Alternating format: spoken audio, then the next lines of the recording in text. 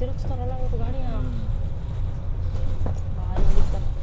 ದಮ್ ಬೇಕಲ್ಲ ಏಯ್ ಕೇಳ್ತೀನಿ, ಡಬಲ್ ಡೆಕ್ಕರು ಈ ಥರ ಇದ್ರಲ್ಲಿ ಹೊಡಿಬೇಕು ಅಂದರೆ ನಿಜ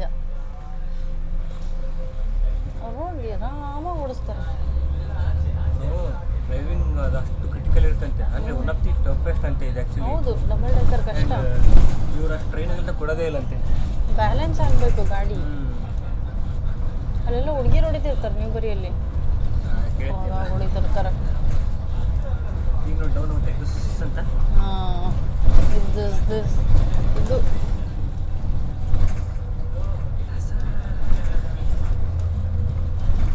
ಕಾರ್ ಇರಲಿಲ್ಲ ಅಂದರೆ ಜಿಗ್ಗಾನಾಗ ಹೋಗ್ತಿದ್ದ ಅವನು. ಕಾರ್ ಇರಲಿಲ್ಲ ಅಂದರೆ ಫುಲ್ ಜಿಗ್ಗಾನಾಗ ಹೋಗ್ತಿದ್ದ. ಮುಂದಕ್ಕೆ